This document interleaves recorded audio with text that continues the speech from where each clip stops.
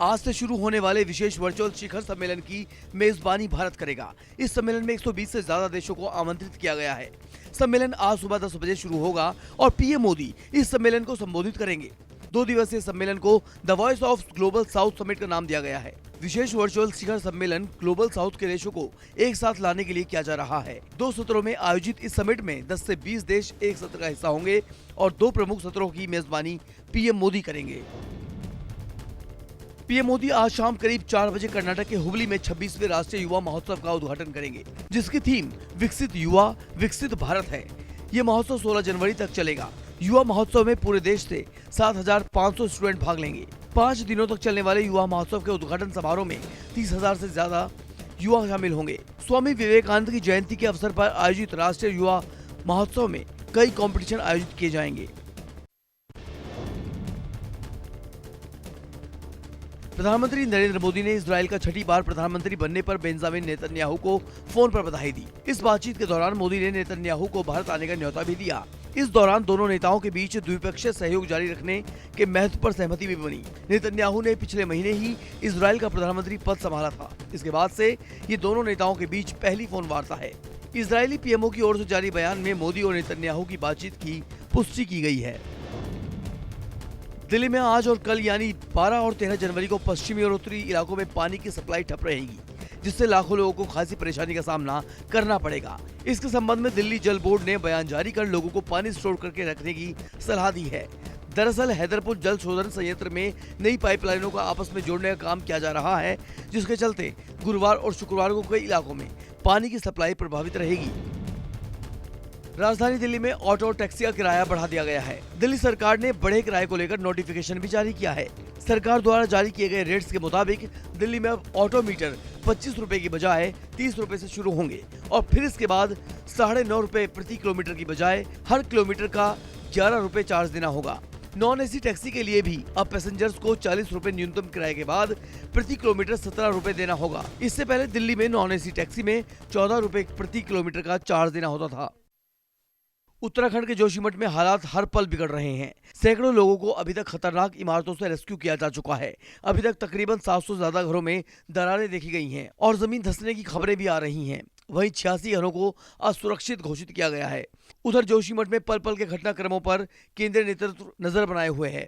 गृह मंत्री अमित शाह ने बुधवार को मुख्यमंत्री पुष्कर सिंह धामी से फोन पर बात कर जोशीमठ में प्रभावित परिवारों के लिए चल रहे रेस्क्यू ऑपरेशन और वर्तमान स्थितियों का जायजा लिया। उत्तराखंड के सीएम पुष्कर सिंह धामी बुधवार को जोशीमठ पहुंचकर प्रभावित स्थानीय लोगों से मिले। भू धसाव की त्रासदी से प्रभावित लोगों से मिलकर उन्होंने विश्वास दिलाने की कोशिश की कि उनके हितों का ख्याल रखा जाएगा।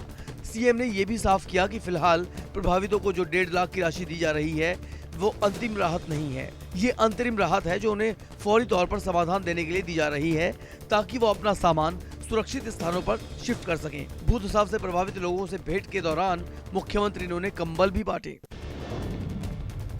राष्ट्रीय स्वयंसेवक संघ के प्रमुख मोहन भागवत ने मंगलवार को मुस्लिमों को लेकर बड़ा बयान दिया।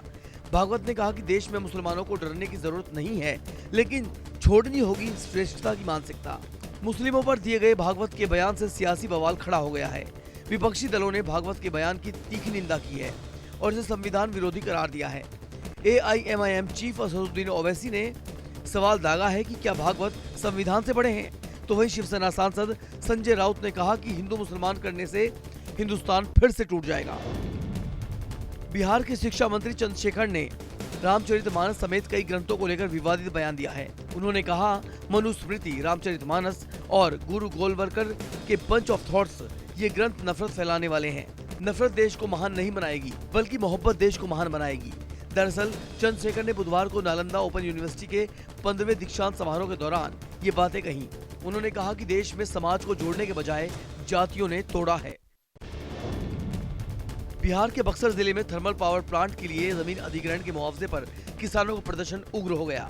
ग्रामीण बुधवार सुबह लाठी डंडे लेकर पुलिस और पावर प्लांट पर टूट पड़े। पुलिस की गाड़ियों में तोड़फोड़ कर उसमें आग लगा दी गई। दरअसल कंपनी ने किसानों से इलाके में स्कूल और होटल बनाने के साथ ही रोजगार देने का वादा किया था, लेकिन जैसे ही किसानों ने एग्रीमेंट पर सिग्नेचर किया, कंपनी अपने वादे से पलट गई। अब जब किसानों ने मौजूदा रेट में मुआवजे की मांग की तो पुलिस ने किसानों पर लाठी चार्ज कर दिया। गुस्साए किसानों ने 16 गाड़ियों में आग लगा दी। पंजाब में भारत जोड़ो यात्रा के दौरान राहुल गांधी ने फतेहगढ़ साहिब गुरुद्वारे में मत्था टेका तो समर्थकों को संबोधित करते हुए एक बार फिर बीजेपी और आरएसएस पर हमला किया। राहुल ने कहा कि देश में नफरत का माहौल बना दिया गया है। बीजेपी और स्वयंसेवक संघ के लोग देश को बांट रहे हैं। उन्होंने देश का माहौल खराब कर दिया है। वहीं कांग्रेस ने भारत जोड़ो यात्रा के जरिए विपक्ष को जोड़ने की कोशिश शुरू कर दी है। कांग्रेस अध्यक्ष मल्लिकार्जुन खड़गे ने 21 पार्टियों के प्रमुखों को श्रीनगर में यात्रा के समापन समारोह में शामिल होने का न्योता दिया है। हिमाचल प्रदेश के मुख्यमंत्री सुखविंदर सिंह सुक्खू ने अपने कैबिनेट सदस्यों के बीच बुधवार को विभागों का आवंटन कर दिया। मुख्यमंत्री सुखविंदर सिंह सुक्खू ने डॉक्टर धनीराम शांडिल को स्वास्थ्य, सामाजिक न्याय एवं आधिकारिकता और श्रम एवं रोजगार मंत्रालय दिया है। चंद्र कुमार को कृषि एवं पशुपालन महकमे का जिम्मा सौंपा गया है। जिला सिरमौर के सिलाई विधानसभा क्षेत्र से विधायक हर्षवर्धन चौहान को उद्योग, संसदीय कार्य मंत्री और आयुष मंत्रालय का मुखिया बनाया गया है। वहीं जनजातीय जिला किन्नौर के विधायक जगत सिंह नेगी को राजस्व, बागवानी और जनजातीय विकास मंत्री बनाया गया है। हज में वीआईपी कल्चर को लेकर केंद्र सरकार की तरफ से बड़ा फैसला लिया गया है। केंद्र सरकार ने अब हज यात्रा में वीआईपी कल्चर को पूरी तरह खत्म कर दिया है। हज यात्रा के लिए वीआईपी कोटे की आरक्षित सीटों को खत्म कर दिया गया है। भारत के प्रधानमंत्री, राष्ट्रपति, उपराष्ट्रपति, अल्पसंख्यक मंत्री के साथ साथ हज कमेटी को आवंटित लगभग सभी वीआईपी कोटे की सीटों को खत्म कर दिया गया है, जिसके बाद सभी आम यात्रियों की तरह ही हज में शामिल होंगे। किसी के लिए भी कोई खास व्यवस्था या रिजर्वेशन नहीं होगा। भ्रष्टाचार के मामलों में दिल्ली से लेकर पंजाब तक सीबीआई का एक और बड़ा एक्शन देखने को मिला है। एफसीआई के डीजीएम राजीव कुमार मिश्र को गिरफ्तार कर लिया गया है। इसके साथ ही सीबीआई ने 74 लोगों के खिलाफ एफआईआर दर्ज कर ली है। एफसीआई के कई गोदामों पर सीबीआई ने छापेमारी की, जिनमें पंजाब, हरियाणा और दिल्ली शामिल हैं। सीबीआई सूत्रों ने बताया कि इस मामले में राज्य सरकारों के रोल की भी जाँच होगी। खराब क्वालिटी के अनाज को अच्छी क्वालिटी का बताकर भ्रष्टाचार हो रहा था। चीन की तरफ से लगातार उभरते खतरे को देखते हुए भारत और जापान की वायुसेना के बीच संयुक्त युद्धाभ्यास वीर गार्जियन 2023 होने जा रहा है। वीर गार्जियन युद्धाभ्यास 16 जनवरी से लेकर 26 जनवरी तक जापान के हयाकुरी एयरबेस और इरुमा एयरबेस पर होगा। इस हवाई अभ्यास में भारत के सुखोई 30 MKI, 2 C-17 और एक IL-78 विमान भाग लेंगे। इस बीच Japan Air Self Defence Force 4 F-2 और 4 F-15 विमानों के साथ भाग लेगी। सूत्रों की माने तो इस अभ्यास का उद्देश्य चीन को ये संदेश देना है, जापान इस क्षेत्र से भारत को एयर डिफेंस दे सकता है। देश की राजधानी दिल्ली समेत मैदानी इलाकों को एक बार फिर तेज ठंड का सामना करना पड़ सकता है। आज पहाड़ी इलाकों में तेज बारिश और बर्फबारी की संभावना है, जिसकी वजह से मैदानी इलाकों में ठंड और बढ़ सकती है। फिलहाल अभी राहत की बात यह है कि 13 जनवरी के बाद तापमान में थोड़ी बढ़ोतरी होने की उम्मीद है। आज जनवरी को जम्मू कश्मीर में तेज बारिश और हिमपात की संभावना है, तो वहीं दिल्ली में बूंदाबांदी के आसार हैं। हालांकि घने कोहरे के कारण विजिबिलिटी घटकर 50 मीटर रह गई है, जिससे सड़क, रेल और हवाई यातायात प्रभावित हुआ है। त्रिपुरा विधानसभा चुनाव से पहले बीजेपी की जन विश्वास यात्रा त्रिपुरा में जारी है। पार्टी के राष्ट्रीय अध्यक्ष जेपी नड्डा आज अगरतला पहुंचेंगे। नड्डा आज सुबह 11 बजे MBB हवाई अड्डे पर उतरेंगे और वहां रहने वाले लोगों से बातचीत करने के लिए अगरतला के सीमावर्ती गांव लंकामोरा जाएंगे। इसके बाद नड्डा त्रिपुरा में पार्टी की कोर कमेटी के साथ बैठक करेंगे। 13 जनवरी को जेपी नड्डा अगरतला में रोड शो करेंगे और फिर एक जनसभा को संबोधित करेंगे। जमीन कब्जाने से जुड़े मामले में समाजवादी पार्टी के विधायक इरफान सोलंकी और उनके भाई रिजवान की अग्रिम जमानत की अर्जी पर आज सुनवाई होगी। वहीं जाजमऊ में आगजनी मामले में आरोपी शौकत अली की जमानत पर भी आज सुनवाई होगी। दरअसल इरफान और रिजवान के जेल जाने के बाद जाजमऊ थाने में रंगदारी और मारपीट कर जमीन कब्जाने के 2 मुकदमे दर्ज हुए थे। एसपी विधायक के खिलाफ एक महिला का प्लॉट कब्जा करने की कोशिश और उसमें आगजनी के आरोप में मुकदमा दर्ज हुआ था। MNS अध्यक्ष राज ठाकरे की आज बीट के पर्ली कोर्ट में पेशी होगी। पर्ली कोर्ट में राज ठाकरे को 2 गिरफ्तारी वारंट जारी किए गए थे। दरअसल साल 2008 में MNS कार्यकर्ताओं ने पर्ली में एक बस में तोड़फोड़ की थी। इस मामले में राज ठाकरे के साथ MNS कार्यकर्ताओं के खिलाफ भी केस दर्ज किया गया था। गौरतलब है कि MNS चीफ राज ठाकरे को बीट के पर्ली कोर्ट की ओर से नोटिस जारी किया गया। कोर्ट ने पर्ली में दर्ज मामले में समन जारी किया था। जम्मू कश्मीर के कुपवाड़ा जिले से दुखद घटना सामने आई है, जहां नियंत्रण रेखा पर गश्त के दौरान गहरी खाई में गिरने से एक जूनियर कमीशन अधिकारी सहित 3 जवान शहीद हो गए। आपको बता दें, माछिल सेक्टर में नियमित गश्त की जा रही थी, जहां रास्ते में भारी बर्फबारी होने के कारण ट्रैक टूट गया, जिस वजह से अग्रिम चौकी की तरफ जा रहे 3 जवान गहरी खाई में जा गिरे, जिससे ये दर्दनाक हादसा हो गया। शहीद हुए जवानों में 2 हिमाचल प्रदेश के रहने वाले हैं और एक जम्मू के बिश्वा का रहने वाला है। झारखंड के पश्चिमी सिंहभूम जिले के तुम्बाका जंगल में नक्सलियों के साथ मुठभेड़ के बाद हुए आईडी विस्फोट में सीआरपीएफ की कोबरा बटालियन के 6 जवान घायल हो गए। हालांकि घायलों को रांची के एक अस्पताल में भर्ती कराया गया है। बता दें, नक्सलियों ने उस समय विस्फोट किया जब सीआरपीएफ और उसकी कमांडो बटालियन, राज्य पुलिस की जगुआर इकाई और जिला सशस्त्र पुलिस के जवान जंगल में नक्सल विरोधी अभियान चला रहे थे। वहीं आईडी ब्लास्ट में घायल होने वाले सभी सीआरपीएफ के कोबरा बटालियन के जवान हैं। उत्तर प्रदेश के रायबरेली में एक बड़ा सड़क हादसा हुआ है, जहां हादसे में 6 लोगों की मौत हो गई है, जबकि 4 लोग गंभीर रूप से घायल हो गए हैं। वहीं मौके पर पहुंची पुलिस ने शवों को कब्जे में लेकर जांच शुरू कर दी है। जानकारी के अनुसार गुरुबख्शगंज थाना क्षेत्र के खगिया खेड़ा गांव के पास बांदा बहराइच राष्ट्रीय राजमार्ग पर बेकाबू डंपर ने सड़क किनारे चाय की दुकान पर मौजूदा लोगों को रौंद दिया। हादसे की सूचना मिलते ही मौके पर पहुंचे पुलिस ने स्थानीय लोगों की मदद से घायलों को इलाज के लिए अस्पताल भेजा और राहत व बचाव कार्य शुरू किया। बंगाल के मालदा के एक स्कूल में बड़ी लापरवाही सामने आई है, जहां मध्याह्न भोजन यानी मिड डे मील में मरी हुई छिपकली और चूहा मिलने का मामला सामने आया है।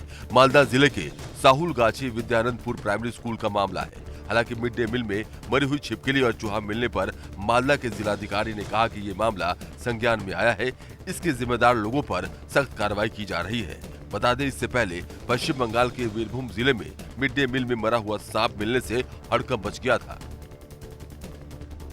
राजस्थान के उदयपुर से आग लगने की घटना सामने आई है, जहां शोभागपुरा इलाके में एक इलेक्ट्रिक कार शोरूम में आग लग गई। इसके बाद वहां अफरा तफरी का माहौल हो गया। वहीं आग की सूचना मिलते ही मौके पर दमकल की गाड़ियां पहुंची और कड़ी मशक्कत के बाद आग पर काबू पाया। हालांकि इस घटना से हुए नुकसान का जायजा लिया जा रहा है, साथ ही आग लगने के कारणों की जाँच चल रही है। मुरादाबाद के मेडिकल कॉलेज की एक मेडिकल छात्रा के साथ दुष्कर्म की घटना सामने आई है। वहीं दुष्कर्म का आरोप एक डॉक्टर पर लगा है। आरोप है कि डॉक्टर ने खुद के शादीशुदा होने की बात छुपाकर मेडिकल छात्रा के साथ रिलेशन में रहा और इस दौरान अश्लील फोटो ले ली। जानकारी के मुताबिक फोटो के जरिए डॉक्टर छात्रा को साल भर तक ब्लैकमेल करता रहा। जब छात्रा की शादी कहीं और तय की गई तो आरोपी डॉक्टर ने उसके मंगेतर को अश्लील फोटो भेजकर उसकी शादी तुड़वा दी। फिलहाल छात्रा की तहरीर पर केस दर्ज कर लिया गया है। भारत और श्रीलंका की क्रिकेट टीमें आज दूसरे वनडे में कोलकाता के ऐतिहासिक ईडन गार्डन स्टेडियम में आमने सामने होंगी। रोहित शर्मा की कप्तानी वाली टीम इंडिया इस मुकाबले को जीतकर सीरीज अपने नाम करना चाहेगी। वहीं श्रीलंकाई टीम की कोशिश पलटवार की होगी। ये मैच मेहमान टीम के लिए करो या मरो वाला होगा। सीरीज में बने रहने के लिए उसे दूसरा मुकाबला हर हाल में जीतना होगा, नहीं तो श्रीलंका के हाथ से सीरीज फिसल जाएगी। बता दें कि गुवाहाटी में खेला गया सीरीज का पहला वनडे भारत ने 67 रनों से अपने नाम किया था। पहले वनडे में भारत के टॉप 3 बैट्समैन ने शानदार प्रदर्शन किया। WHO ने उज्बेकिस्तान में 19 मौतों से जुड़े प्रोडक्ट के बाद भारत में मैरियन बायोटेक की बनाई गई 2 कफ सिरप को लेकर चेतावनी जारी की है। दोनों सिरप को बच्चों के लिए उपयोग नहीं किए जाने की बात कही है। एम्ब्रोनॉल सिरप और DOK1 मैक्स सिरप की लेबोरेटरी जांच में सामने आया है कि दोनों सिरप में दूषित पदार्थों के रूप में या एथिलीन ग्लाइकोल की क्वांटिटी की अस्वीकार्य मात्रा शामिल है। दोनों सिरप को बनाने वाली यूपी की कंपनी मैरियन बायोटेक है। अमेरिका में विमान सेवाएं धीरे धीरे शुरू हो रही हैं। तकनीकी खराबी के चलते 4 घंटे के बाद फ्लाइट ऑपरेशन शुरू किया गया। दरअसल अमेरिका में कंप्यूटर सिस्टम में गड़बड़ी से विमान सेवाएं बाधित हो गई थी, जिसकी वजह से 4000 फ्लाइट लेट हो गई, जबकि 450 से ज्यादा फ्लाइट कैंसिल करनी पड़ी थी। लेकिन अब इस गड़बड़ी के दूर होने से फ्लाइट ऑपरेशन शुरू होते ही यात्रियों ने राहत की सांस ली है। विमान सेवा शुरू होने के साथ ही यात्री अपने अपने स्थानों पर जाने के लिए उड़ान सेवा का लाभ उठा सकेंगे। वहीं इस मामले में अमेरिका ने साइबर अटैक से इनकार किया है। आज अमेरिका और जापान के बीच 5वें इंडो पैसिफिक बिजनेस फोरम की बैठक होगी। बैठक में चीनी आक्रामकता और इंडो पैसिफिक में सुरक्षा चुनौतियों पर चर्चा होगी। पेंटागन ने बताया कि 2023 यूएस जापान सुरक्षा सलाहकार समिति की बैठक दोनों देशों के विदेश और रक्षा मंत्रियों की सह अध्यक्षता में की जाएगी। अमेरिका और जापान के नेता इंडो पैसिफिक और दुनिया भर में 21वीं सदी की चुनौतियों से निपटने को लेकर आधुनिक गठबंधन के उनके साझा नजरिए पर बात करेंगे।